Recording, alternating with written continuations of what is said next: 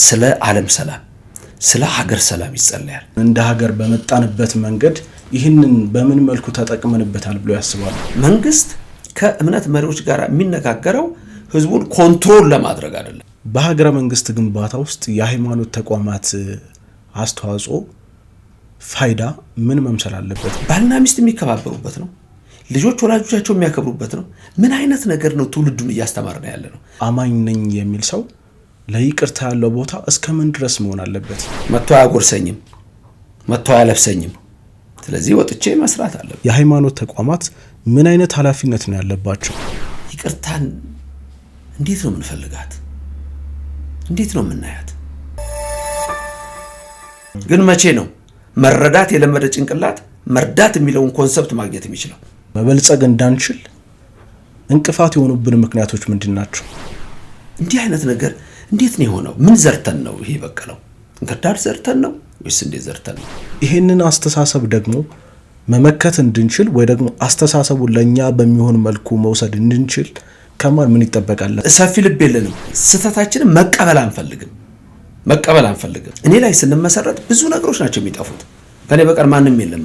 ማህበራዊ ሚዲያው ላይ የሚታየው ነገር ከኢትዮጵያዊነት ፈጽሞ ያፈነገጠ ልክ ያልሆነ ለውጥ ማምጣት የምንችለው ሁሉም በአንድ ላይ ከፍ ብለን መብረር ስንችል ነው። ሀገር በቀል የሆነ ነገር ሁሉ የማይረባ የማይጠቅም አድርጎ የማሰቡ ነገር አለና ይሄ ሀሳብ መነሻው ምንድነው? የሚበላውን መምረጥ የሚችል ሰው የሚሰማውንና የሚያየውን እንዴት መምረጥ አይችልም? በመልካም ስነ ምግባር የታነጸ ትውልድ በሀገር አንድነት በሀገር ሁለንተናዊ እንቅስቃሴና ግንባታ ውስጥ ያለው አስተዋጽኦ ከፍተኛ ነው። እንደው ግን አሁን በተለይ ማህበራዊ ሚዲያው ላይ የሚታየው ነገር ከኢትዮጵያዊነት ፈጽሞ ያፈነገጠ ልክ ያልሆነ ለመልካም ስነ ምግባርም ተጻራሪ የሆነ ነገር ነውና የሚታየው። ይህ እስከምን የመነጨ ነው? ብዙ የማህበራዊ ገጽ ተጠቃሚ አይደለሁም። ለምሳሌ ዩቲዩብ ላይ የምፈልጋቸው ነገሮች ላይ ይችላሉ። ከዛ ውጪ ለምሳሌ ፌስቡክ፣ ቲክቶክ እና ኢንስታግራም ጭምር ተጠቃሚ አይደለሁም። ግን በሰዎች ሁሉም ነገር ይደርሰኛል። የሰዎች ጸባይ አሁን ከድመት ሁሉ እያነስን ያለን።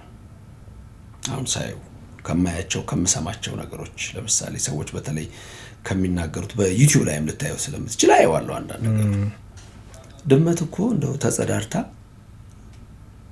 ሽፍንፍን አድርጋ ነው የምትሄደው። ይደንቀኛል። ማን አስተማራት? ማን ነገራት? ይደንቃል። የራሷ የሆነ ተፈጥሮ የሰጣት ነገር አለ። ያን ቆሻሻ ሸፍና ስትሄድ አሁን ያለው ትውልድ እኮ እርግጥ ሃይማኖቱ እሉት ነው የሚለው፣ ኃጢአቱንም ሲያወራ የማይሸሽግ ነው የሚለው እና ወጥተው የሚናገሩት ነገር ኢትዮጵያዊ ናቸው፣ ወላጅ አላቸው፣ እናት አባት አላቸው። ለሰው የሚጠቅም ነው ወይ? ምክንያቱም ሰው እንትፍ የሚለው ፉት ያለውን ነው። አነሳዋለሁ ሁሌ። ቡና ፉት ብሎ እንትፍ ቢል ቡና ነው። ውሃ ፉት ብሎ እንትፍ ቢል ውሃ ነው። ምንድን ነው የጠጡት? ማን ያጠጣቸው? አንዳንድ ጊዜ እኮ በሌላው ላይ ሁሉ መለጠፍ የለብህም ችግሬን። ከየት ሊመጡ ቻሉ? እንዲህ አይነት ትውልድ እንዴት ሊመጣ ቻለ? ሃይማኖቱ ምን ቢሰራ ነው? እምነት ምን ቢሰራ ነው? መንግስት ምን ቢሰራ ነው እንዲህ አይነት ትውልድ ውስጥ ልንደርስ የምንችለው? ደግሞ በእርግጠኝነት የምነግርህ የኛ ይብሳል። ከሌሎችም ሀገሮች አያለሁ። አንዳንድ የሚሰሯቸውን አሉኝ። በአፍሪካ በሁሉም አፍሪካ ውስጥ ያሉ ጓደኞች አሉኝ፣ አፍሪካውያን በተለያየ ቦታ፣ ከዌስት አፍሪካ፣ ከሳውዝ አፍሪካ፣ ከጎረቤት ሀገሮች አሉኝ የአፍሪካ ልጆችን ማውቃቸው። ስለ ማህበራዊ ነገሮች፣ ሶሻል ነገሮች፣ ስለ ትውልዱ እናወራለን በተወሰነ ደረጃ። እኛ ጋር ግን ብሶ የምታየው ነገር አለ። ያልተጠና ነገር ያወራል። ወጥቶ ሰው ያላለውን ነገር ያወራል። እንደገና ደግሞ ስለ ሰው ኃጢአት እከሌት እኮ እንዲሆነች እከሌ እኮ እንዲሆነ ፍጹም አይመለከትህም እኮ። ስለ ሰው ክብር የለህም። ሰዎችን ያስጨንቃሉ።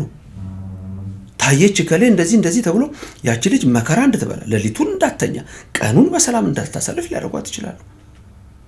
በጣም ብዙ አደገኛ ነገሮች ይከሰታሉ። ውጭ ሀገርም እርግጥ በተወሰነ ደረጃ አለ። ቡሊንግ በማድረግ ራሳቸውን የሚገሉ ልጆች አሉ። ወይ ትምህርት ቤት ውስጥ ይሆናል ወይ በሶሻል ሚዲያ ይሆናል። ሌላው በጣም የሚያስደነግጠኝ ልጆቻቸውን ሁሉ ያስቡ። ህፃን ልጆቻቸውን ይዘው ያለ መብታቸው እነዚህ ልጆች ይሄን ነገር አያውቁም፣ ይዘዋቸው ይወጣሉ ለጥፈው። ምን ሊሆኑ እነዚህ ልጆች? ሀዘን የኢትዮጵያዊ ስነ ምግባር ባልሆነበት መልኩ የእናቱን ሞት በፌስቡክ የሚያይ ሰው አለ። እንዲህ አይነት ነገር እንዴት ነው የሆነው? ምን ዘርተን ነው ይሄ በቀለው? እንክርዳድ ዘርተን ነው ወይስ እንዴት ዘርተን ነው? መመለስ አንችልም ወይ ወደሚለው ልምጣ። እንችላለን። አንባቢ ትውልድ ማምጣት አንችልም ወይ? እንችላለን። ንቁ ትውልድ ማምጣት አንችልም ወይ? እንችላለን። ምክንያቱም የወርልድ ሲስተም አደገኛ ነው ብርሃኑ። በአብዛኛው የሚሰሩት ሶሻል ነገሮች በተለይ አፍሪካውን እንደኛ አይነቱን ቆንድዶ የመያዝ ነው። በቃ እንዳያልፍ አንዳንድ እኮ የውጭ ሀገር እንደው የነጭም ልጆች ወይም ሌላ ይችላል ትልልቅ መጽሐፍ ይዘው ነው ሲያነቡ የምታያቸው፣ ወይ ሜትሮ ውስጥ ወይ ባስ ውስጥ ሲያነቡ ታያቸዋል። አይኪው በጣም ነው የሚያሳዝነው። የአይኪው ክላሲፊኬሽን ትውልዱ እንዴት ነው መለወጥ እንዲችል ይሄ ቅድም እንዳልነው የማህበረሰቡ፣ የመንግስት፣ የእምነት ተቋማት፣ የሃይማኖት እነዚህ ወሳኝ ሚና አላቸው። ምን አይነት ትውልድ ነው የምናመጣው? አስተማሪዎች በተለይ በየትምህርት ቤቱ በስርዓተ ትምህርቱ ላይ አስተማሪዎች ለልጆቻቸው የሚነግሯቸው ነገር ሁሉ በጣም ሊገመገም የሚገባው ጉዳይ ነው ብዬ አስባለሁ። እና እንዳልከው ነው በጣም እኛ ነን ወይ ኢትዮጵያውያን ነን ወይ አፍረትን ገልጦ የሌላውንም ሰው የራስንም እንዲሆነ ብሎ ባለው ነገር ላይ እኔ ቅድም ስጀምር ያለው የለም the days of critical thinking እና እየሞተብን ያለ ነው እና ከዚህ መለወጥ ያለብን ይመስለኛል። ስትራቦ የሚባል ጂኦግራፈር አለ። ኢትዮጵያን በትልቅ የሚከፍላት ነው፣ ሁለት አድርጎ ይከፍላትና የራሱን የሆነ እኔም ማልስማማበት እይታ ይሰጣል። አገሪቱ ትልቅ መሆኗን ጂኦግራፊካሊ ከሱም አራለው አያለውኝ። ይሄ ባህሪ መቼም ተለውጦ ሰው የሚሆንበትን ጊዜ በራሱ መፍጠር ይችላል ብዬ አምናለሁ። አሁን እንደው ለወንድሜ ከማለት ይልቅ የእኔነት ስሜት ሁሉን ነገር ለኔ ማለት የእኔነት አባዜ ውስጥ ገብተናልና እንደው ቀደም ባለው ጊዜ ኢትዮጵያዊነት ማንነት ምን አይነት ነበር? አሁን የገባንበት ይሄ የእኔነት መንፈሱ ህመሙስ መችና እንዴት ነው ያገኘን? መችና እንዴት ነው የተጋባብን? መምህር የተጋባብን ጥሩ ነው። ሬኔሳንስ ሲመጣ ኢንላይትመንት ላይ ነው የተመሰረተው፣ እኔ ላይ ነው የተመሰረተው። ከኔ ተነስቶ ነው ሴንተሩ ሰው ሆነና ከኔ ተነስቶ ነው። ያ የውጭው ዓለም ነው፣ ኢንዲቪጁዋሊስቲክ ነው። ኢንዲቪጁዋሊዝም በጣም ትልቅ ሀሳብ ነው። ማቴሪያሊዝም፣ ኮንሱመሪዝም እያልን የምንጠቅሳቸው እሳቤዎች አሉ። እነዚህ በጠቅላላ አንድ ሰው ወደ ግለኛ ያደርገዋል፣ በጣም ግለኛ ያደርገዋል። እና ኃጢአትም ጭምር የሚሆነው እሱ ነው። አሁን በእንግሊዘኛ ኃጢአት የሚለውን ስንጽፍ SIN ነው የምንለው እና the center of the sin ብለን ብናመጣ አይናት እኔ የሚለው ላይ ነው ግለኝነት። አሁን አዲሱ መጽሐፊ ላይ የሚያነሳዋቸው አሉ። ኢንዲቪጁዌቲንግ የማድረግ እኔ ብቻ የማድረግ እኔ ብቻ ሌላውን ያለማየት በዛ መንፈስ ሁሉ ይመጣሉ። እና ይሄ አስተሳሰብ በብዙ የሚጎዳን ነው። ይሄ ቅድም ያነሳው እምነት፣ ለምሳሌ ሃይማኖት፣ ለምሳሌ በእኛ ስትጸልዩ እንዲህ ብላችሁ ጸልዩ። ምን ብላችሁ ጸልዩ አለ ጌታ። አቡነ ዘበሰማያት ምን ማለት ነው? አባታችን ሆይ በሰማይ የምትኖር አባታችን ነው ብዬ ጸለይኩት። አባቴ ሆይ አይደለም። ይሄ ምን ያደርገዋል? ማህበረሰብ ሰው ብቻውን አይደለም እኮ ሰው ብቻውን አይደለም። ወላጆች አሉ፣ ወንድም አለ፣ ጎረቤት አለ። ብቻውን አይደለም። እኔ ለአንተ ካላሰብኩ አንተ ለእኔ ካላሰብኩ እሱ እኮ ነው ከፍተኛ የሆነ ጥፋትን እያስከተለብን የመጣው የኔነት ስሜት። እኔ ብቻ ቆይቷል። የስልክ ጥሪ ካንጌ ባጠኑት ላይ አንድ መጽሐፍ አለውና እንደዚህ አይነቶች እኔ የሚለው ሳቢ በስልክ ጥሪ ውስጥ ተደጋግሞ የምትሰማው እሱ ነው። እኔን አላደረኩም ነው የሚለው። እናቶች እንኳን ልጃቸው ሄዶ የሰው ልጅ ሄዶ ቆንጥጦ መጥቶ ሲያለቅስ የዛችና መጣ አረ ልጄን ቆነጠጠ፣ የኔ ልጅ አያድርገው ነው የምትለው። አናምንም፣ ሰፊ ልብ የለንም። እንትናችንን ስህተታችንን መቀበል አንፈልግም። እኔ ላይ ስንመሰረት ብዙ ነገሮች ናቸው የሚጠፉት። ከኔ በቀር ማንም የለም። በቃ እኔ ከሞትኩ ሰርዶ አይብቀል አለች ይባላል። አህያ አላለችም። የት ነው ያለችው አህያ? ይሄንን ሰው ራሱ ነው ተረቱንም የሚያመጣው ምሳሌው የሚያመጣው። ስለዚህ የሰው ልጆች ናቸው ራሳቸውን በዛ ሲገልጹት ነው። ስለዚህ የኔነት ብቻ አይሆንም። አሞራዎች እኮ አብረው ይበላሉ፣ አራዊት እኮ አብረው ይበላሉ። እኛ ይህንን እሳቤ ነው። አሁን ምድራችን እኮ አስጨናቂ ናት። ዳቦ ቤቶች በዳቦ ሙሉ ናቸው። በራቸው ላይ እኔ ቤቴ ቁጭ ብሏል። እንዴት ነው አብረን ልንለወጥ አብረን ልናድግ የምንችለው የሚለው ሁሉ መታሰብ ያለበት ነገር ነው። እና እኔ የሚለው የኢንዲቪጁዋሊስቲክ ኮንሰፕት አይዲዮሎጂ በጣም በጣም ሰርጾ በውጭው ዓለም አለ። ወደኛም ቅድም ያልከው እየተጋባ እየመጣ ስለሆነ እሱን ወደ አንድነት፣ ወደ መፈቃቀር፣ ወደ ህብረት፣ ወደዛ መንገድ ብናመጣው የበለጠ ነው። እኔ አንድ ቦታ ያነሳሁት ሌላ ኢንተርቪው ላይ ያነሳሁት የጠቀስኩት አንድ ሰው አለ ስለ መልካም ለሚያደርጉ ሰዎች። አንድ ልጅ አንድ አሰልጣኝ ሯጭ አድርጎ አሰለጠነው እና ውድድር ነበረው። ስቴዲየሙ ሞልቷል። ልጁ ቀደመና አንደኛ ወጣ። ስቴዲየሙ በጠቅላላ አጨበጨበለት። አሰልጣኙ አላጨበጨበም። ሁለተኛ ዙር አሁንም አንደኛ ወጣ ልጁ። ህዝቡ ጮኸለት። አሰልጣኙ አላጨበጨበም። ሁሌ አንደኛ፣ ሁሌ አንደኛ፣ ሁሌ አንደኛ። አንድ ቀን ከማጋ ይወዳደራል። እግራቸው ከማይሄድ እጃቸው ትከሆነ አይናቸው ብዙ ከማያዩ ሰዎች ጋር ከነሱ ጋር ውድድር አጥ ብሎ ወዲያው እንደ ቦልት ቀደማቸው። አሁን ሰውም አላጨበጨበም። አየው አሰልጣኙማ ጭራሽ አይሞክረው። እያሰለጠኑ መከረው። እንደገና ይሄ ጨዋታ እንዲደገም ተደረገ። ክራንች ያዙ ሰዎች አሉ፣ የተለያዩ ሰዎች አሉ። ተጀመረ። እጃቸውን ያዘ። ሁሉ እጃቸውን ያዘና ከተመጀመሪያ ፍሽካው ከተነፋ ጀምሮ እኩል እነሱን ይዞ ሄዶ እኩል አንደኛ ወጡ። አሰልጣኙ ዛሬ ያጨበጨበለት። ብቻህን አትበርም። ኢንዲቪጁዌቲንግ ግለኝነት እጅግ ይጎዳል። ሌሎችንም ይዘህ ነው የምትነሳው። ሌሎችንም ይዛቸው ትነሳለህ።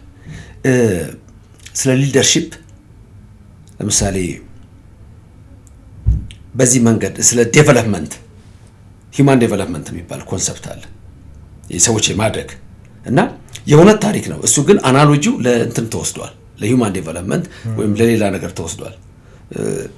ይሄ የሚበሩ ወፎች አሉ። አንድ ላይ ሆኖ 7 ምናምን የሆኑ የሚበሩ የሉ። አንዷ ወርዳ እግሯ በረዶ ውስጥ ገብቶ ተያይዛ መውጣት አቃታት። ይሄ ትምህርት በተለይ የሚሰጠው ትራንስፎርሜሽናል ሊደርሺፕ የተማሩ ሰዎች ሊያውቁት ይችላሉ። ይሄን ኮንሰፕት ትራንስፎርሜሽናል ሊደርሺፕ ነው፣ የሊደርሺፕ ነው፣ በቃ የስነ አመራር ነው። ከዛ ከሚበሩት መካከል አንዷ ወረደችና በጥርሷ በእንትኗ በአፏ ወፎች ጥርስ የላቸውም አላቸው፣ ግን ስጋ ይበላሉ በጣም እኔ እንጃ የላቸውም። ከላይ ሲታይ የላቸውም እነሱ ይናገሩ እና አጋጣሚ አይ ጥርሷ ስላልኩ ነው። እና በአፏ እግሯ ላይ የተበተበውን ነቃቀለችላትና አብረው በረሩ። ትራንስፎርሜሽናል ሊደርሺፕ የተሰናከሉትን ሁሉ ይዘህ መውጣት ነው። በእኛ መጽሐፍ ቅዱስ የሰለሉትን እግሮች አጽኑ ይላል። አየው ብቻህን አይደለም የምትበረው። ወፎች ብቻቸውን አይበሩም። ብቻ እንዴት ትበራለህ? ወዴት ነው የምትሄደው? ቤተሰብ አለ እኮ ኢትዮጵያ ውስጥ። በተለይ ደግሞ ማህበረሰቡ እያንዳንዱ በአብሮነት የሚባለው ነገር ይሄ ነው። ስለዚህ በአንድ ላይ ያ ልጅ ሁሉን ይዞ አንደኛ እንደወጣው ያኔ ነው አሰልጣኙም ህዝቡ የሚያጨበጨበለትና የግለኝነት እሳቤ በሃይማኖት አይፈቀድም። በእንትንም ቢሆን በፖለቲካም ሳይንስ ቢሆን ወደዛ ብዙ አንገባም እንጂ እነ ማርክስ እኮ ትንሽ አበላሹት እንጂ በደርግ ጊዜም ተጀምሮ ሁሉንም በህብረት ኑር ተብሎ የህብረት ስራ ማህበር በዚህ በህብረት ደግሞ ብታረገው ትውልድ ሰው ማለት ኮምፒቲቲቭ ነው። ምክንያቱም የሚለግም አለ፣ ሰነፍ አለ። አንተ ለፍተህ እሱ ጋር እንዲሆን አትፈልግም። ስለዚህ ሁሉም ወደዛ መብረር እንዲችል መሆን አለበት፣ መለወጥ አለበት እንጂ ከሰነፍ ጋር ተጠምዳ አይሆንም። በሬና አህያ አብረህ ጠምዳ አታርስም። መጽሐፍ ቅዱስም ይላል በሬህን ከአህያ አትጥመደው ይላል። አህያ ወዴት ሊያርስ ነው? በሬው የሰለጠነ ነው በማረስ። ስለዚህ እርግጥ መለወጥ ያስፈልጋል፣ ትውልዱን መለወጥ ያስፈልጋል። ለምሳሌ ኃይለኛ ጎበዝ በሬ ካለ ገና ሲመጣ ኮርማው ከዚህኛው ጋር ነው አብሮ የሚለምደው ተጠምዶ። ስለዚህ ለውጥ ማምጣት የምንችለው ሁሉም በአንድ ላይ ከፍ ብለን መብረር ስንችል ነው። ደግሞ ለዚህም ከራሳችን መነሳት አለብን። ደግሞ የፈጣሪ እርዳታ አለ በዚች ምድር ላይ። ግን እንደው ከግላዊነት አንጻር ግለኝነት ሲነሳ የሚነሳው አንድ ሀሳብ ምንድን ነው? ብዙ ጊዜ በቡድን የማሰቡ ነገር አለ፣ ቡድንተኝነት ይታያል እና የሰውየው ሀሳብ የግለሰቡ ሀሳብ ይዘነጋና የቡድን ሀሳብ ይንጸባረቃል። እንደውም እዚህ ላይ አንድ የሰማሁት ገጠመኝ፣ 2 ልጆች ይጋጫሉ። እንግዲህ ጉዳዩ የግላቸው ጉዳይ ነው፣ የተጋጩበት ምክንያት ግን ከዛ ወዴት ሄደ? ወደ ብሔር ጸብ ሄደ። ልጆቹ ባክግራውንዳቸው ምንድነው፣ ብሔራቸው ምንድነው ተብሎ ተጠና። ከዛ በኋላ ጉዳዩ ወደ ብሔር ሄደ። ልጆቹ በራሳቸው ጉዳይ ነው፣ ምንም አያገናኘውም ከብሔር ጋር፣ ከቋንቋ ከማንነት ጋር የሚገናኝም ጉዳይ አይደለም። ግን በዛ መልኩ አይነት እንደዚህ አይነት አስተሳሰብ የማሰቡ ነገር አለና ግለኝነት ሲባል ብዙ ጊዜ ኔጌቲቭ ሳይዱ ብቻ ወይ አሉታዊ ጎኑ ብቻ ለምን ይታያል? መምህር እንደዚህም አይነት ጥያቄ ስለሚነሳ ነው እዚህ ጉዳይ። አሁን እኮ ያልኩህ ለምሳሌ ኮምፒቲቲቭ ነው ብያለሁ። አንድ ሰው በራሱ ግለኝነት የምንለው እኮ እኔ ብቻ የሚለው ነው። እኔ ብቻ እኮ የሚለው ነው እሳቤ፣ መጥፎ ነገር እሱ እኮ ነው። እኔ ብቻ ካልክ አለቀ፣ መጥፎ ነው። ማንም ማታይ ከሆነ ቅድም ያነሳው ለኔ ከሞትኩ አይነት እሱ ሀሳብ ከባድ ነው። አሁን ያነሳው ራሱ ጠቡ ወደ ቡድን ሄደ። እሱ የነ ጄኔራል ዶቦኖ ቪክቲሞች ናቸው። እሱ ኮንሰፕት እኮ ነው። አሁን ኢትዮጵያ ውስጥ በዚህ በተወሰኑ አመታት ረጅም ጊዜ ልንለው እንችላለን 70 አመታት ሁሉ ኢትዮጵያ ውስጥ መከራ ያመጣብን እኮ የእነ ጄኔራል ዶቦኖ የሂሳብ ካልኩሌሽን ነው። ጄኔራል ዶቦኖ ሞሶሎኒን መጽሐፉ አለኝ በጣሊያንኛም ሂድ ግፋ አለው። ትሪፖሊን ጎበኘ፣ ሊቢያን፣ መቋዲሾን ጎበኘ፣ ሶማሊያን። ቴሌግራም ላከ ለጄኔራል ዶቦኖ ወደ ጥቁር መሬት ወደ ኢትዮጵያ ግፋ። ሁለቱን ሀገሮች ጎበኘው። ሁለቱም ባዶ አሸዋ የተሞሉ ሳጥኖች ናቸው። ሂድ ወደ ኢትዮጵያ ግፋ። ዶቦኖ ይልካል። እንደዛ ካልከኝ ገንዘብ ላክልኝ። ምን ማለት ነው? ገንዘብ ምን ያደርግልሃል? ጠመንጃ ነው እንጂ። አይ ኢትዮጵያን በጦርነት እንደ ሊቢያና እንደ ሶማሊያ አንችላቸውም፣ እርስ በርስ በጎሳ ነው ማጠላላት ያለብን አለ።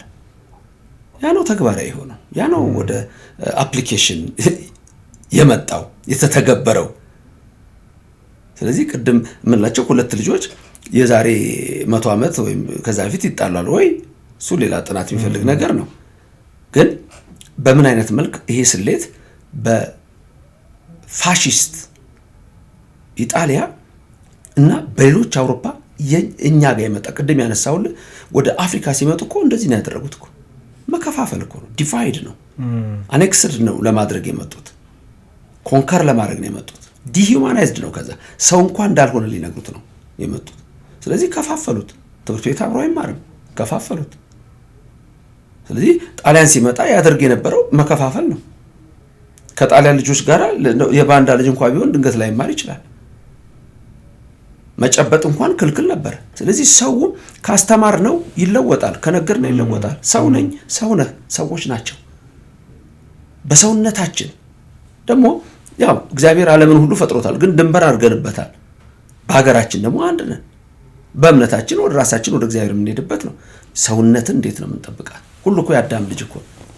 አዳምን የፈጠረው ከምድር አፈር ነው። ከወርቅ አልፈጠረውም፣ ከብር አልፈጠረውም፣ ከብረት አልፈጠረውም፣ ከነሐስ አልፈጠረውም። ሁላችንም አፈር ነው ተመልሰን የምንገባው። ሁላችንም የአንድ አዳም ልጆች ነን። ዛሬ ዓለም ላይ ብንረጭ ቋንቋ በአካባቢ የማወራው ነው። ሰው ሲወለድ ቋንቋ ይዞ አልመጣም። አካባቢው ላይ ባለው ተምሮ ነው ያንን የሚናገረው። ይህን እንዴት የፖለቲካ ሲስተም ልናደርገው እንችላለን? አሁን እኮ ትልቁ ችግር በቋንቋ የተከፋፈለ ሀገር ስላለን አንድ ሰው የኔ ቋንቋ ነው ትልቅ ይልሃል። በቃ ያም ተነስቶ የኔ ቋንቋ ነው ይላል። ከዛ የኔ ጎሳ ነው ይላል፣ የኔ ነገር ነው ይላል። አየው፣ ሰው መሆኑን ትረሳለህ። ሰው ወደማይሆን እንትን ውስጥ ይገባል። በቃ ወደ እንትን እያለ ይሄዳል። ጠቢብ ከመሆኑ ይልቅ እየጠበበ ይሄዳል፣ እያነሰ ይሄዳል። ስለዚህ እነዚህን ነው ማስተካከል ያለብንና ይሄ ፋሺስት እሳቤ ነው። ያንን እሳቤ ነው እኛ ይጠቅማል ብለን ሞከሩ። ፖሊሲ ሜከርስ ይሆናል አሉ፣ ግን አልሆነም። ለያየን፣ ከፋፈለን፣ አነካከሰን፣ አጠላለን። ከዚህ ውስጥ ወጥተን እርስ በርስ ተከባብረን ቅድም ወዳልነው እሳቤ መጥተን ተራራው ጫፍ ላይ መቆም የምንችለው የሰው ልጅ በሰውነቱ ሲከበር ነው። አሁን ውጤቱ ነው እንጂ የሚፈለገው መንገዱ ምንም ይሁን ምን ውጤቱን አምጣው አይነት አመለካከት ይታያልና የትንፍጭው ዱቄቱን አምጪው አይነት መንገድ እስከምን ድረስ ነው ሊያስኬደን የሚችል? ይሄ ራሱን የቻለ ፍልስፍና ራሱን የቻለ ትምህርት አለው። ውጤት ላይ የሚያጠነጥኑ ፈላስፎች አሉ። አይ ስነ ምግባርም ደግሞ ስራውም ደግሞ ወሳኝ ነው የሚሉ ነገሮች አሉ። እንዲህ ካልን እኮ የትንፍጭው ዱቄቱን አምጪው አይነት እሳቤ የሰው ልጆችን ወደ ሌብነትና ወደ ሙስና ሁሉ ሊወስድ ይችላል። ሰዎች ወደ ማይሆን አቅጣጫ ሊሄዱ ይችላሉ። ገንዘቡን ላገኘው እንጂ ራሴን ሸጬ ሊል ይችላል። ሰዎች እኮ ራሳቸውን ሊሸጡ አይችሉም። አሁን ብዙ ጊዜ ሰዎች ገንዘብን ለማግኘት ሲሉ ስጋቸውን ለርኩሰት አሳልፈው የሚሰጡ አሉ። ይሄ አሁን እጅግ ከባድ ሊሆን ይችላል። ስነ ምግባራቸውን፣ ማንነታቸውን ሁሉ የሚያጠፋ አይምሯቸውንና ልቦናቸውን ለጭንቀት የሚዳርግ ስራ ሊሰሩ ይችላሉ ገንዘብ ለማግኘት ሲሉ። ሰው ይቆጨዋል በኋላ። ምክንያቱም ህልፈቱ ቅድመ አስተርእዮቱ የምንለው አለ። የዚህ ዓለም ገንዘብ ከመታየቱ ማለፉም ይቀርባል። ለምን በመልካም አንሰራው? ለምን በጥሩ ጎኑ አንሰራው? ለምን በልፋት አንሰራው? ለምን በጥረት አንሰራው? አለዛ እኮ ሰውም ገድሎ እኮ ገንዘብ ሊያመጣ ይችላል። ምክንያቱም የትንፍጩ ዱቄቱን አምጪው የሚለው ኮንሰፕት እኮ የፈለከውን አድርግ፣ አንድ ነገር ብቻ አምጥተህ እዚህ ቁጭ አድርግልኝ ነው። ስለዚህ ያንን አይነት ነገሮች ስንመለከት በጣም ጎጂ ወደሚሆን ነገር እንሄዳለን እና እርግጥ ነው የፍልስፍና እይታዎች አሉት። እንደፈለገው ሁን የሚል እሳቤ ሊኖር ይችላል። ሁሉም ነገር ትክክል ነው። ሜታፊዚካል ፕሉራሊዝም የምንለው አለ። ከሶሻል ፕሉራሊዝም ትንሽ ለየት የሚል ነው። ሁሉም ልክ ነው። የፈለገውን ነገር ቢናገር ልክ ነው። 1 ሲደመር 1 9 ነው ቢል ልክ ነው። 1 ሲደመር 1 3 ነው ቢል ልክ ነው የሚል እሳቤ ያላቸው ሰዎች ይኖራሉ። ይሄ በፍልስፍና ውስጥም ተቀባይነት የለውም። በሳይኮሎጂም ተቀባይነት የለውም። በእምነት ቤት ደግሞ እንደዚሁ ተቀባይነት አይኖርም። በሃይማኖት ደግሞ እጅግ በጣም ይሄ ሊሆን የማይገባው ነገር ነው ተብሎ የሚታመን ነገር ስለሆነ እሱ ሀሳብ ትንሽ ሰዎችን ከስነ ምግባር እና ከግብረ ገብነት ሊያወጣቸው ይችላል። ወደማይሆን አቅጣጫ ይሄዳል። ብዙ ጊዜ ስለ ሙስናና ስለ ሌብነት ይነሳል። እንደውም አንዳንድ ሰዎች ምንድነው ሌብነት ነው እንጂ ሙስና ትንሽ ከበድ ይላል እኮ ከሌብነት። ሌብነት እንደዚህም ብሎ መስረቅ ነው። ሙስና ግን በቃ ቃሉ ትንሽ እንትን ሊል ይችላል። የሸተተ የበሰበሰ አይነት እንትን አለው፣ ትርጉም አለው። መበስበስ፣ መሽተት፣ እዛ ደረጃ የሚደርስ ሌብነት ማለት ነው። ዲግሪው ከፍ ይላል። ስለዚህ ለጊዜያዊ ለምታልፍ ዘመን ብለን በማይሆን አቅጣጫ ከምንሄድ እግዚአብሔርን እየተማጸንን ስራችንን እየሰራን የእግዚአብሔርን በረከት ይዞ መጓዙ እጅግ ጥሩ ይመስለኛል እና በዚህ መልክ ነው አሁን በእኛ እምነት ውስጥ ሰርቆ የሚያመጣ ምን ይመጣ በመባ ውስጥ እንዳይገባ ይላል። በኦርቶዶክስ ክርስትናችን በተዋሕዶ እምነታችን አንድ ሰው ሰርቆ ራሱ አስራት በኩራት ማምጣት አይችልም፣ መጽዋት መስጠት አይችልም። ህጉ እንደሱ ነው። አሁን ግን ዓለም ማቴሪያሊስቲክ ያልነውና የኮንሱሜሪዝም ያልነው እሳቤዎች ወደዛው ስለሚገባ እንደፈለኩት ልሁን ብሎ ያስባል። ግን የሚጠቅም ነገር አይሆንም። ለአይምሮም አይጠቅመውም፣ ለልቦናውም አይጠቅመውም። መልካም እንቅልፍ መተኛት ይሻላል። እንዳሁን ያነሱልኝን አይነት ሀሳብ የሚያንጸባርቅ አይነት የሃይማኖት ተቋማት ባሉበት ሀገር ውስጥ ይሄን አይነት ሀሳቢ ከየት አመጣ ነው? ቅድም ምንላቸው ነገሮች ናቸው። አሁን ቴክኖሎጂው ሁሉንም እያገናኘ ነው ያለው። ሶሻል ሚዲያ ሁሉንም እያገናኘ ነው ያለው። ስለዚህ ሀሳብ ደግሞ መንገደኛ ነው። ኢንግላንድ ላይ የታሰበ ሀሳብ ዌልስ ይደርሳል። ከዌልስ ስኮትላንድ፣ ከስኮትላንድ ኢንዲያ፣ ከኢንዲያ ደግሞ በኦሽኑ በኩል ሶማሊያ ወደዚህ ሊገባ ይችላል። በቃ ሀሳብ መንገደኛ ነው። አሜሪካን ሀገር ፊልም ላይ የምታየው ነገር ይገባል። አሁን ለምሳሌ ብዙ ፊልሞቻችን ቅድም ያነሳናቸው የማኮፒ ናቸው። ፊልሞች ሲሰሩ ከየት ነው ኮፒ የሚደረጉት? ከምዕራብ ዓለም ነው። ከምዕራብ ዓለም ነው ኮፒ የሚደረጉት። አንተም አታውቀው አይነት ነገር ልታይ ትችላለህ። ይሄ እኛ ማህበረሰብ ውስጥ አለ እንዴ የምትላቸው ነገሮች አሉ። ስለዚህ እነዚህ ከየት መጡብን ብንል እንግዳ ናቸው፣ የኛ አይደሉም። ከአያቶቻችን አላየናቸው፣ ከቅድመ አያቶቻችን አላየናቸው። ትውልዱ ደግሞ በየጊዜው ያን አይነት ሀሳብ ይሄዳል ብሎ ማሰብ አደገኛ ነው። ስለዚህ አንዳንዴ አውሮፓዎች ኢንላይትመንት ብለው በራሳቸው መንገድ ሰለጠኑ፣ በራሳቸው መንገድ ሄዱ። የጥንት የግሪክ ፍልስፍና አስተሳሰብ ነበረ፣ ትውልዱ እንዲነቃ። እንደውም ሶቅራጢስ እኔ አላስተኛም ይላል። ጥዝ እንደምትል እንደ ትንኝና እንዳንተ ፈረስ ጆሮ ላይ እንደምጮኸው እንደዛ እየጮህኩ ነው ወጣቱን መቀሰቀሰው አይነት ነገር ይላል። መለወጥ የሚያስፈልጋቸው ነገሮች አሉ ማለት ነው። መቀየር የሚያስፈልጋቸው ነገሮች አሉ። ስለዚህ ዝም ብሎ ትውልዱ በማይሆን አቅጣጫ ከሚሄድ ይልቅ ዞር ብሎ ራሱን እያየ ቢሄድ ጠቀሜታ ያለው ነገር እናመጣለን። ስለዚህ ኮፒ የምናደርገው ነገር ሁሉ ገዳይ ነው። መመርመር ያስፈልጋል። የትኛውን ኮፒ እኮ ከተደረገ ብዙ የሚደረግ ነገር እኮ አለ ከውጭ ሀገር ብዙ የሚወሰን ነገር አለ ስል ግን መጥፎውን ነገር ብቻ ነው ቶሎ እኛ የምንይዘው። አይምሯችንም እንደዛ ነው። ሴታፑ አደገኛ ነገር ነው። አሁን ለምሳሌ እስካሁን ያወራነው ወሬ እኛ አሁን ተነጋግረን ተማምረን እነሱም ተማምረው የዛሬ 15 ቀን ምንድነው ተብሎ ቢጠየቅ ስንቱን ነው የምናወራው? የለም። አይምሯችን ግን ትልቅ ነበረ። አሁን ግን የዛሬ 20 ዓመት አንድ ሰው መጥቶ የነገረናስ እከሌ እኮ እንዲህ አድርጎ እንዲህ ሰርቶ በዚህ ጋር ገብቶ በዚህ ጋር ወጥቶ የሚለው አሁንም ታስታውሰዋለህ። አሁንም አስታውሰዋለሁ። ያስታውሱታል። ክፉን ብቻ ለምን ይዛለን? አይምሯችን ለደግ ነገር እናርገው፣ ለመልካም ነገር እናርገው። የመልካም ነገር መገለጫ ካደረግነው ጥቅም ላይ ነው የምናደርገው። ስለዚህ የምናያቸውን ነገሮች ሁሉ የሚጠቅሙ አይደለም፣ ማግበስበስ ጥሩ አይደለም። መልካም የሆነውን ከማህበረሰባችን እንደ እድገታችን እንደ ባህላችን ብንቀበል የበለጠ ጠቀሜታ ይኖራል ብዬ አስባለሁ። ዓለም ተለዋዋጭ ነው። አዳዲስ ቴክኖሎጂዎች፣ አዳዲስ ሀሳቦች በየጊዜው ሊፈልቁ ይችላሉና እንደው ሉላዊ በሆነው ዓለም ውስጥ እነዚህ አይነት ነገሮች ሲከሰቱ ወደኛ አግበስብሰን ማምጣት የለብንም። እርሱም እንዳነሱት ግን ደግሞ አንዳንዴ ማንመክታቸው ነገሮች አሉ፣ አልፎ የሚመጡ ነገሮች አሉ። ለምሳሌ የማህበራዊ ሚዲያ ለዚህ ትልቅ ሚና የሚጫወት ነው። ምክንያቱም ማህበራዊ ሚዲያውን መዝጋት አንችልም።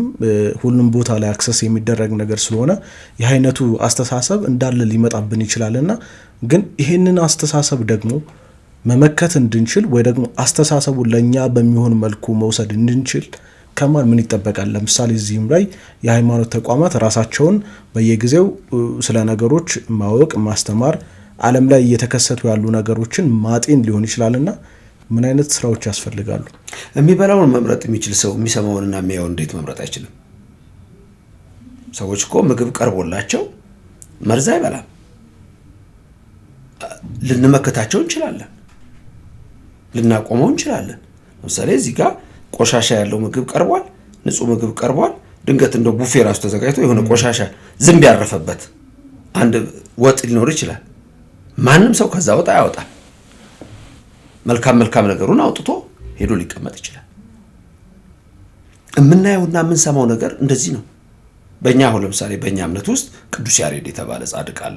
ምንድነው የሚለን ቅዱስ ያሬድ? ዓይንም ይጹም፣ ጆሮም ይጹም፣ አፍም ይጹም ይላል። ምንድነው የምናየው? ሁሉን እኮ ማግበስበስ አያስፈልግም። ውጭ ዓለም አንመክተውም የሚለው አስተሳሰብ ራሱ ሳይኮሎጂካሊ ኢምፓክት አለው፣ ኔጌቲቭ ኢምፓክት ይኖረዋል። እንችላለን ወደሚለውና እንመክተዋለን ወደሚለው ያ ደግሞ የሚሆነው በምናደርጋቸው ነገሮች ነው፣ በምንሰራቸው ነገሮች ነው። በስራ ነው እንጂ ዝም ብሎ ደግሞ ቁጭ ብሎ አይደለም እችላለሁ ማለት። እንደሱ ደግሞ አይሆንም። የምንችለውም ደግሞ እግዚአብሔር ይረዳኛል በሚለው ሐሳቤ ነው እንጂ ዝም ብለን በሌላ መንገድ አይደለም። እና ሌሎች እኮ ይችላሉ እንዴ! በውጭ ሀገር እኮ ነጮች ምን አይነት ነገር አላቸው? ለሌላው ምን አላቸው? ለራሳቸው ቤተሰብ ምን አላቸው? አንዳንዶቹ ተንኮለኞች ናቸው፣ አንዳንዶቹ ደግሞ መልካሞች ናቸው። አይሁድ አሜሪካን ሀገር 7-6 ሚሊዮን አይሁድ አሉ። ቋንቋቸውን ያውቃሉ፣ ባህላቸውን ያውቃሉ፣ ሙያ ያውቃሉ፣ ገንዘብ ያውቃሉ። እኛ ምንድን ይነካን? አፍሪካ ምን ነው ማራገፊያ ይሆን?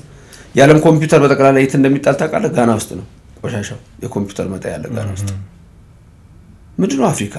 ለምንድን ማንነሳው? ስንቴ ነው በዚያ መንገድ ውስጥ የምንሄደው? ስለዚህ ምንድነው ራሱ ሲሰራ እኮ ሲስተም አለው። ትውልዱን ለመያዝ ሲስተም አለው። አንድ ጊዜ ተመልከት። ለምንድነው ወደ ትምህርቱ ዓለም ሰፍቶ የማይሄደው? ሩጫ ላይ፣ እግር ኳስ ላይ ጥቁሮች በጣም አደገኛ ሆነው ታያቸዋለህ። አርት ላይ ልታያቸው ትችላለህ። በሌላውስ መንገድ ትምህርቱ ላይስ፣ እውቀቱ ላይስ፣ ምርምሩ ላይስ ያነሰ ጭንቅላት አልሰጠኝም እግዚአብሔር ከሌላው። ትልቁ ነገር ግን ይሄ እኮ እያሰረህ እኮ ነው። ለዛ ነገር መሳሪያ ሆኗል ማለት እኮ ነው። ትውልዱ የሚሰጡትን ሲቀበል ብርሃኑ የሚሰጡትን ሁሉ ሲጠጣ ሲበላ በሽተኛ ሆኖ ነው የሚቀመጠው። ማሰር እኮ ነው፣ እንዳያድግ እኮ ነው። አንዳንድ ቦታ ላይ ተንኮለኞች ሰዎች አሉ። ጥቁሮች ከልጅነታቸው በጣም አደገኛ ሆነ ወደፊት በቃ በጣም ሊቤሬተር ነፃ አውጪ ሊሆኑ ይችላሉ ብለህ የምታስባቸው ልጆች በድራግ ሲስተም አለ እንዳይወጡ ሲስተም አለ።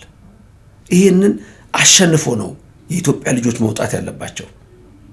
አስተሳሰባችንን ለውጠን ሃይማኖታችንን በየእምነታችን ይዘን ጠንክረን ለሰው የሚጠቅም ስራ ከሰራን መለወጥ እንችላለን እንጂ የመጣ ሁሉ እንዴት ማራገፊያ እንሆናለን? እርዳታው ምንድን ነው? ምን ታስበው ነው? ለምን እንደምትረዳው አይርዱ አይደለም አይቁም አይደለም፣ ግን መቼ ነው መረዳት የለመደ ጭንቅላት መርዳት የሚለውን ኮንሰፕት ማግኘት የሚችለው? ሁልጊዜ መርዳት የሚችለው የጥንት አባቶች በዚህ ረዱ ምን ሰማው ምንድን ነው? በስራ ውጤት እኮ ነው። ስለዚህ ማራገፊያዎች መሆን የለብንም። የሸቀጥ ማራገፊያ ለምሳሌ ከአፍሪካ ነው ሮ ማቴሪያልስ የሚሄዱት። ኢንዱስትሪው ግን ውጭ ሀገር ነው ያለው። ዞሮ መጥቶ ይሰጠናል። የምናደርገው ጫማ ቆዳው ከኢትዮጵያ ነው ሄደው፣ ጫማው የተሰራው ግን ወይ አሜሪካ ነው ወይ ሌላ ቦታ ነው ወይ ቻይና ነው ወይ ጀርመን ነው። ጥጡ ከኛ ነው ሄደው ተመልሶ ይመጣል። አንድ ጊዜ ኒውዮርክ ሲቲ የታወቀ ሼፍ ሲያወራ ሰማሁት ስለ ሐመስ። አረቦቹ ሐሙስ ነው መሰለኝ የሚሉት። ሐመስ እስራኤል ሀገር በጣም የታወቀ ምግብ ነው። አረብ ሀገርም አለ፣ እዚህም ሀገር አለ። እና እዛ ላይ ሲያወራ ስሰማው ሬዲዮ ላይ ነው እና ሰሊጡ የሚመጣው ከኢትዮጵያ ነው ብሎ ሲናገር ሰማሁት። እኛ እዚህ ሐመስ አንሰራም ወይም እየተሰራ ሊሆን ይችላል። እነሱ እኮ የሚያስሩህ መንገድ አለ፣ ሲስተም አለው፣ ምንም ጥርጥር የሌለው ነገር አለ። ይሄ ዩሮ ሴንትሪክ የሆነ ኮንሰፕት አደገኛ ነው። እንዴት ካንተ እንደሚወስዱ ያውቁታል። እና ለምን ደሞ ማንለውጠው? ትውልዱ ለምን አይለወጥም? ለምን ደሞ ተሸካሚ ምን ነው? ዘላለም እኮ ሽባ ሊያደርጉ ይፈልጋሉ። ስለዚህ የኢትዮጵያ ልጆች ይሄን ሊያውቁ ይገባቸዋል። ቴክኖሎጂን እንጠቀምበት አይጠቀምብን ኢንስትሩመንት ነው። ትጠቀምበታለህ። ይኸው በዚህ እጠቀማለሁ። ይሄንንስ መስራት ለምን አልችልም? ካሜራው ይኸው ትውልድ እያየ ነው። የስራ ውጤት ነው። ሰርተዋል፣ አውሮፓውያን ሰርተዋል። ግን ሲሰሩ ደግሞ አንተ ይሄን እንዳትሰራው አድርገው ደግሞ ፎርሙላው እንዳያጠፉት መስራት ይኖርበታል። እና በዚህ መልክ ነው የማየው። ብርሃኑ እንደው ለረጅም ዘመናት የቆየ ሀገረ መንግስት ታሪክ አለን። ሶስቱን የአብርሃም እምነቶች ለመቀበልም ከኛ የፈጠን አልነበረም። በጣም ቀድመን የተቀበልነው። ግን በዚህ መካከል አሁን የምናነሳቸውን ሀሳቦች ማምጣት አልቻልንም። ይቻላል የሚለውን መንፈስ ማምጣት በእርግጥ አንዳንድ ቦታዎች ላይ ያሳካናቸው ነገሮች አሉ። ለምሳሌ አድዋ ላይ ያሳካነው ታሪክ የሚታወቅ ነው። በቅርቡም በልማት ታላቁ የህዳሴ ግድብ ላይ ያሳካነው ነገር አለ። ግን እስካሁን ይሄ የመንፈስ ጥንካሬ የሚለውን ይቻላል የሚለውን የተሻለ የመንፈስ ጥንካሬ ማምጣት አልቻልንም ነው። የቱ ጋ ነው ሀዲዱን ስተን በማይሆን መንገድ መጓዝ ይጀምር ነው? ብርሃኑ ያነሳው ጥያቄ ቁልፍ ብዙዎች ሰዎች የሚያነሱ ጥያቄ ነው። እዚህ ችግር ውስጥ የገባ ነው ግን መቼ ነው የሚለውን ጥናት ያስፈልገዋል። መቼ ነው ኢትዮጵያ እንደዚህ አይነት ችግር ውስጥ የገባችው? ሀያል የሆነች ሀገር እንዴት እንዲህ ልትሆን ቻለች? ኢትዮጵያ ውስጥ የመጡ ክስተቶች አሉ ከዚህ በፊት ሀገራችን እዚህ ደረጃ ደርስ እንደምትችለው። ስለ አብርሃሚክ ሪሊጅን ያልከኝ፣ የአብርሃም ሪሊጅን የኢትዮጵያ ብሊፍ ሲስተም ትንሽ ከዛ ወጣ ያለ ነው። አሁን ብዙ ሰዎች እዛ ውስጥ አልገባም። የኢትዮጵያ ብሊፍ ሲስተም ከአብርሃሚክ ሪሊጅን ከሚባለው የሚቀድም ነው። ግን ምን ሆነን ነው ችግር ውስጥ ነው ያለ ነው። ይህ ችግር ዛሬ መጣ አይደለም፣ እያደገ ችግሩ ሊመጣ ይችላል። ዘመነ መሳፍንትን ማንሳት ይቻላል። በየቦታ የተቆራረጠ የነበረው ያ ትልቅ አደጋ ጥሎ አልፏል። ወደዛ እንዳንመጣ ለምሳሌ ኢትዮጵያ መቼ ነው ችግር ውስጥ የገባችው? በዚህ እድሜዋ ብዙ ይህንን ደጋግም የተናገር ያለው ብዙዎች የኢትዮጵያ ታሪክ 100 ዓመት ነው ሊሉ ይችላሉ፣ 200 ነው 300 ሊሉ ይችላሉ።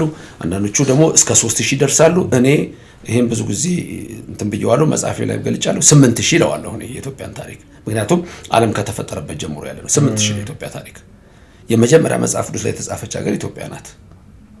8000 ነው የማመጣው። ክሬሽኒስት ሳይንቲስት የሚባሉ አሉ። የዚህ ዓለም ዕድሜ ከ10,000 አይበልጥም ይላሉ። ከኛ አይዲያ ጋር ከኛ ሐሳቤ ከኛም እምነት ጋር ይመሳሰላል። ኢትዮጵያ መቼ ነው እንደዚህ ሆነችው? ብዙ ሰው ግራ የሚገባው ይሄ ነው። መቼ ነው እንደዚህ አይነት ነገር ውስጥ የገባ ነው? እንዴት ነው? ከትላንት ወዲያ ምን አይነት ነበር? ትላንት ምንድነን? ዛሬ ምንድነን? ኢትዮጵያ ስንል እኮ እሳቤው ራሱ በጣም የሰፋ እኮ ነው። በጣም ትልቅ ነው።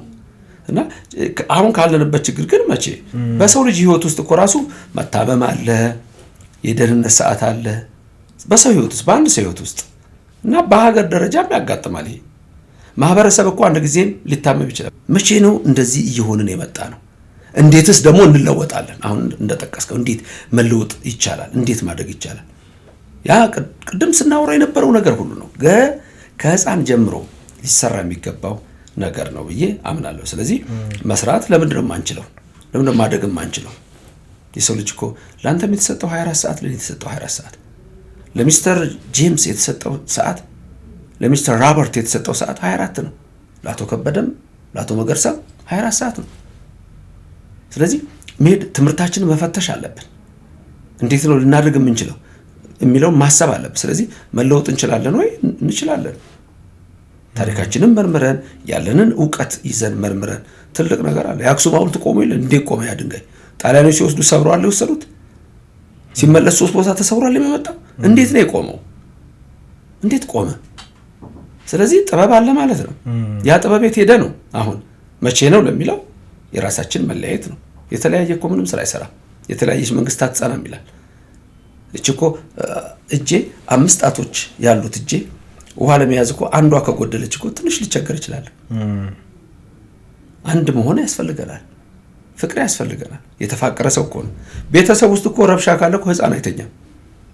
አንድ ከብት ውስጥ እኮ አንድ በሬ ካለ እበት አታገኝም። እበት ጥቅሙ ብዙ ነው። ቤት ይለቀለቅበታል፣ ገጠር ግድግዳ ይለቀለቅበታል፣ ኩበት ይሆናል፣ ዳቦ ይጋግራል፣ እንጀራ ይጋግራል።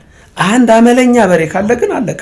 ስለዚህ ወደ መልካም ነገሮች መለወጥ ያስፈልገናል። ሁላችንም ለሰው የሚጠቅም ለሁሉ የሚጠቅም እሳቤ ይዘን ከተነሳን ያንን ደግሞ ከውጭ የሚመጣብንንም ተጽዕኖ በትምህርት ዘይቤያችን በዛ የምንቀርፈው ከሆነ እና በዚህ መልኩ ሁላችንም ለመልካም ነገር የምናስብ ከሆነ እግዚአብሔር የሰጠን አቅም አለና ወደ ተግባር መለወጥ እንችላለን። እንደው የኢትዮጵያን የገጠሩን ክፍል ያውቁታል፣ ምናልባት አድገውበታል፣ ተምረውበታል። አሁን ደግሞ የሚኖሩበት ዓለም እጅግ ዘመናዊ ከተሞች ያሉበት ነውና ሰፊ ልዩነት አለ በሁለቱ መካከል። ግን ያው እዚህ ትዝታው አለ፣ በልጅነቱ ያሳለፉት ነገር አለ፣ እዛ ደግሞ ምቹ የሆነ የተሻለ ህይወት ሊኖር ይችላል። በዚህ ተቃርኖ ውስጥ ያለውን የእርስዎን ስሜት ባውቅ በጣም ደስ ይለኛል። እኔ አንድ እንትን ከሚያምን ሰው ነኝ። በመጽሐፍ ቅዱስም አለና መላ ምድር የእግዚአብሔር ነች የሚል እምነት አለኝ። ዲማርኬሽን ሰው ላይ ያመጣው ከፍለ እዚህ ጋር ይሄኛው ሶማሌ ነው፣ ይሄኛው ሩዋንዳ ነው፣ ይሄኛው ኬንያ ነው ያልኩት የኔ አባቶችና እናቶች ያደረጉት ነው ዲማርኬሽን። ለምሳሌ የአፍሪካን ካርታ ብትወስድ ዲማርኬሽን ደግሞ የኮሎናይዜሽን ነው። የኮሎናይዜሽን ዲማርኬሽን ነው። አውሮፓዎቹም እንደዛ ነው። ዩኒፊኬሽን ኦፍ ጀርመኒን፣ ዩኒፊኬሽን ኦፍ ኢታሊን ብታይ በቃ ይሄ የኔ ነው ይሄ ነው እያሉ እየተከፋፈሉ ነው የመጡት። መላው ዓለም የእግዚአብሔር ነው። የስራ ውጤት ነው የምታየው። አንድ ነገር የስራ ውጤት ታያለ። ሁሉም ከተማ መሆን የለበትም። በነገራችን ላይ ስልጣኔ የሚለው ቃል ሲቪላይዜሽን የእንግሊዝኛው ቃል ኢቲሞሎጂካል ይሄ ስርወ ቃል አመጣጡን ብትመለከተው ከላቲን ሲቪታስ ከሚል ይመጣል፣ ከተማ ማለት ነው። ስለዚህ ስልጣኔ የሚለውን ከተማ የሚል ትርጉም ይሰጡታል። እኛ ደግሞ ያን አንሰጥም። ምክንያቱም ገጠር ሆኖ ስልጡን ሰው አለ። እኔ ያደኩባት ሀገር ስሬ ተራራ ላይ ነች። አየሯ የተመቸ ነው። ከላይ ከፍ ስትል ደጋ ነው፣ ወረድ ስትል ቁልቁለት ነው። በእኔ ጊዜ እንግዲህ ስንት ሰው ይኖር እንደነበር አላውቅም። በእኛ ከተማ 10,000 ሰው አላውቅም፣ 15,000 ሰው ሊሆን ይችላል። ዘመዶቼ ለመጠየቅ ገጠር ሄዳለሁ፣ አውቀዋለሁ። ድንገት እሱ ልናፍቅ እችላለሁ፣ ከአሜሪካው ህይወት፣ ከአውሮፓው ህይወት። ግን የስራ ውጤት ያስፈልጋል፣ መስራት አለብን። እኔ ብዙ ጊዜ የምለው ነገር አለ። ለምሳሌ ገጠር ላለ ሰው ድሮ ገና ስሬ ያለው ገና ሃይ ስኩል ተማሪ ሆኜ ወደ ቤተ ክርስቲያን የሚሄድበት መንገድ የማልፍበት የግብርና ኦፊስ ያለበት ቦታ ነው። እና አንዳንዴ ሰላም ካልኳቸው በኋላ ምክንያቱም በአመት ወይ ሁለቴ ወይ አንዴ የከብት መድኃኒት ይወጋሉ። ከዛ ውጪ አንዳንዴ ቁጭ ብለው አያቸው ነበር እና ይሄ እኮ ተራራ ዛፍ ብቻ ነበር እላቸዋለሁ። ስለዚህ ለገበሬው ለምንድነው ዛፍ እንዲተክል ስልጣኔ የማሰጡት ትምህርት የማሰጡት? አንዳንዴ የሚነግር ሰው ያስፈልጋል። ማድረግ የምትችለውን ነው። ሽንት ቤት እንዲቆፈር፣ የውሃ ጉድጓድ እንዲቆፈር ማድረግ ይቻላል የሚል ነው። ስለዚህ ራሳችን በራሳችን መለወጥ እንችላለን እና ተቃርኖ ወደሚለው እኔ ብዙ ጊዜ ቅድም እንዳልኩ ያለሁበትን ቦታ መስዬ ያንን እዛ አካባቢ ያለውን ነገር ተቀብዬ መኖር ነኝ። ምንም ነገር ተቀባይ ነኝ እኔ። ያ መልካም አልጋ ላይ መተኛ ትችላለሁ፣ እዚህ ሜዳ ላይ ተኛ ብትለኝ መተኛለሁ፣ ችግር የለብኝም። ስለዚህ ያን አይነት እንትን ያለኝ እሳቤ ነው ያለኝ እና ስልጣኔም ሁሉም ጋር አለ ብዬ ማምን ነኝ እና ተቃርኖ ቅድም ያልከው ብርሃኑ ሊመች ይችላል፣ አገሩ ይመቻል፣ በብዙ ነገር ሊመች ይችላል። ሰርተው ነው ዝም ብሎ እግዚአብሔር ፈጥሮላቸው አይደለም። ስለዚህ እኛም በመስራት የሰው ልጅ ሁሉ እኩል የሚሆንበት ነው። ውጭ ሀገር ውሻ ይታሰብ ውሻ በጥሩ ክብካቤ ውስጥ ይገኛል።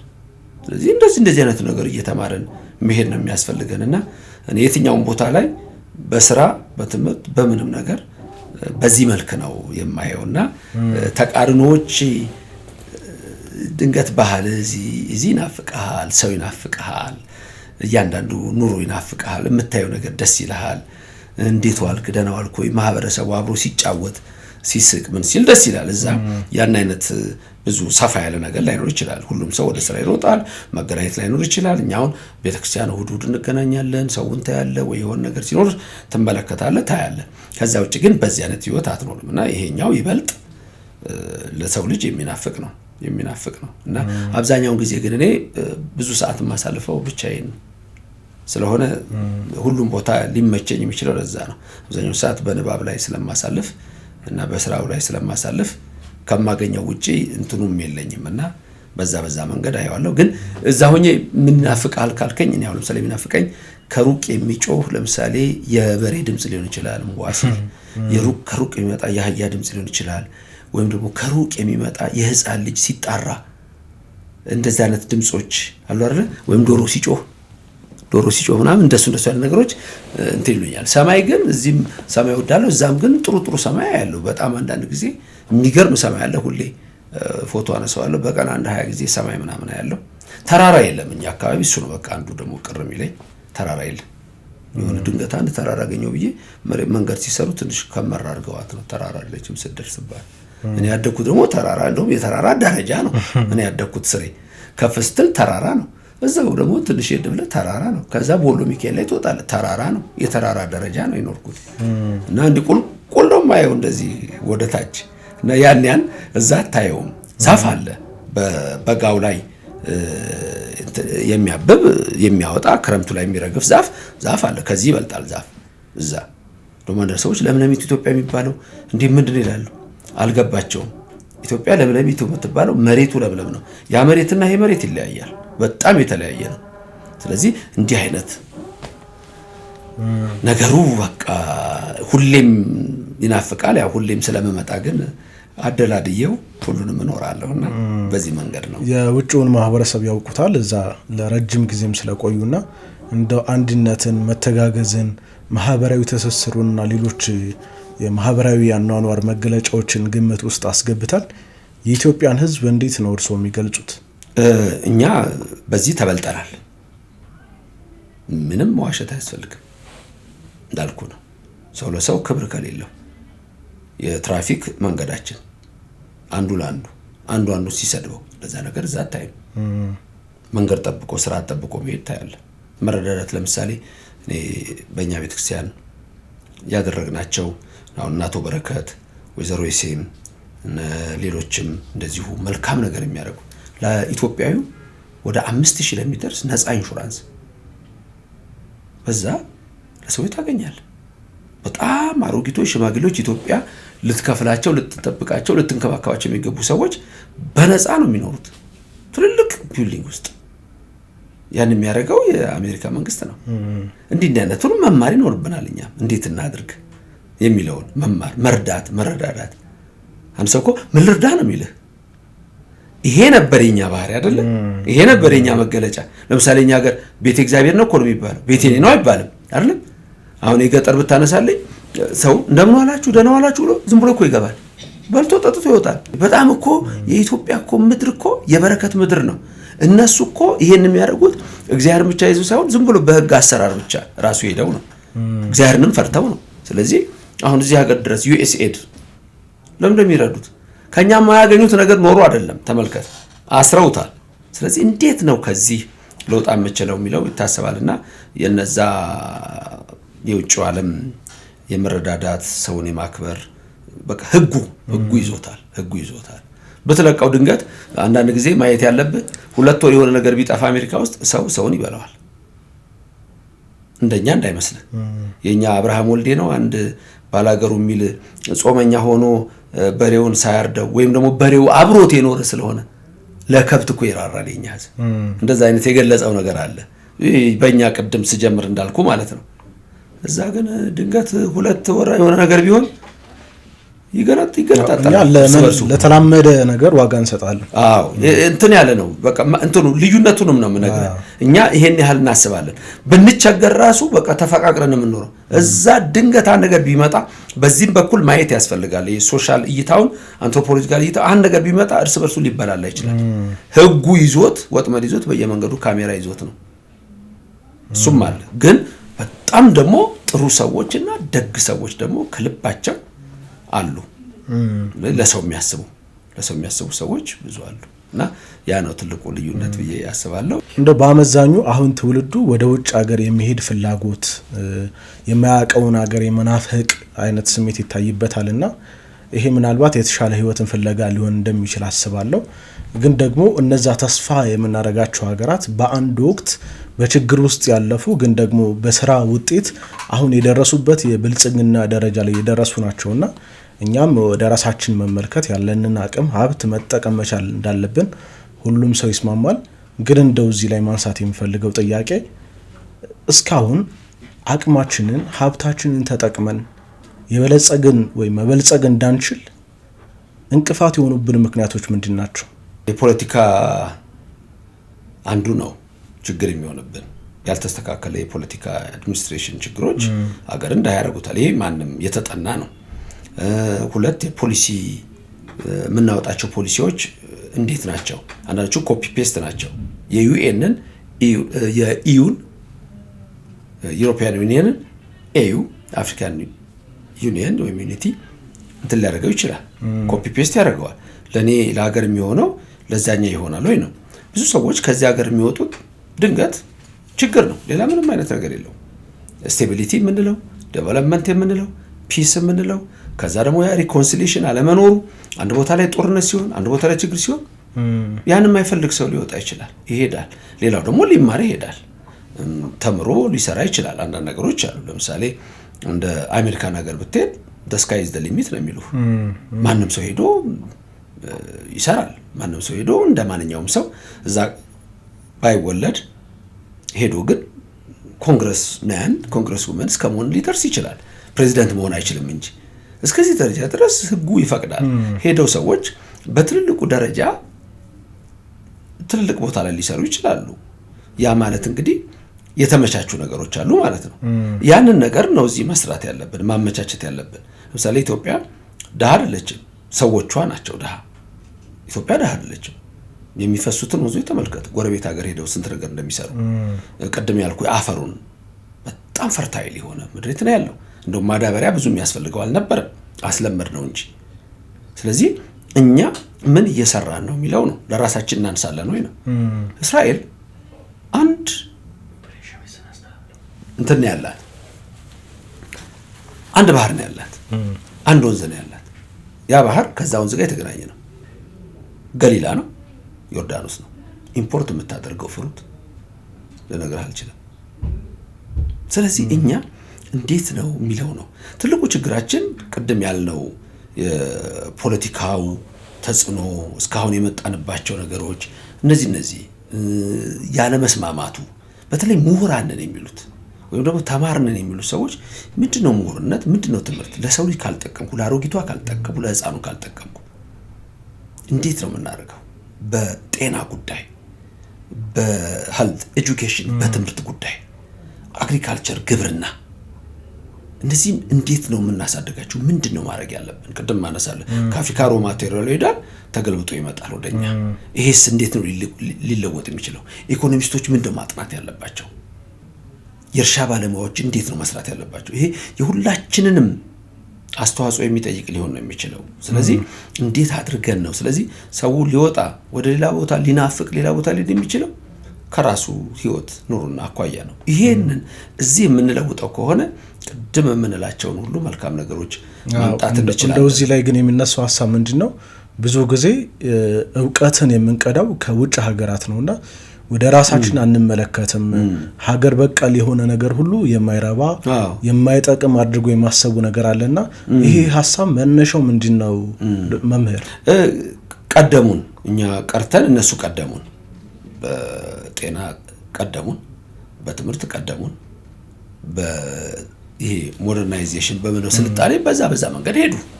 ሆስፒታል ቀድመውን በዚህ መልክ ሰሩት። ሆስፒታል ግን ቀድሞ ኢትዮጵያ ውስጥ ሊሆን ይችላል። አንዱን የሚያከብበት መንገድ አለ። ግን ያንን ቆምንኛ አላሳደግንም፣ ቆመናል። ምክንያቱም እርስ በርሳችን ስንጣላ ጊዜ የለንም፣ ለሌላው ነገር ጊዜ የለንም። እነሱ ሄደዋል በሁሉም ነገር ላይ። ስለዚህ እነሱ በዛ መንገድ ሄደዋልና የነሱን ዝም ብለን አምጥተን ኮፒ ፔስት እናድርገው አይደለም። መልካም ነገሩን እንወስዳለን፣ ጥሩ ያልሆነውን ነገር አንወስድም። የራሳችን ግን ኢንዲጂኒየስ የሆነውን ናሌጅ ሀገር በቀልም ነው እውቀት ይኖራል። ይሄንን እንዴት ነው ሎካል የምንለው ትራዲሽናል የምንላቸው አሉ። እነዚህን እንዴት ነው ላን ነገር የምናመጣው? ስለዚህ አለ ብዙ ነገር አለን እኛ ተቀምጧል። ይሄን ግን በምን መልክ ለውጠን ትውልዱን የሚጠቅም ልናደርገው እንችላለን የሚለው በጣም ሊታሰብበት የሚገባ ጉዳይ ነው። ስለዚህ እነሱ አሜሪካዊ ዛሬ 100 ዓመት ኩርስ በርሱ ይዋጋል። ብርሃኑ የኖርድ ፓርቱና የሳውዝ ፓርቱ ይዋጋ ነበር። አሁን የሳውዝ ፓርቱን ሲመራ የነበረው ጄኔራል ኖርዝ ፓርቱ ላይ መንገድ ተሰይሞለታል። እኛ አሁን እዛ ውስጥ አይደለም፣ አልደረስንም እዚህ ደረጃ ላይ። ሲወጋቸው ለነበረው ሰውዬ መንገድ ተሰይሞለታል፣ ትልቅ መንገድ ተሰይሞለታል። ለኛ ገና የለንም። እከሌ ሲባል ኧረ ደግሞ እሱ እንዲህ ያደረገ በዚህ በኩል እከሌ ሲባል እንዲህ። ይሄን እሳቤ መቀየር ያስፈልጋል።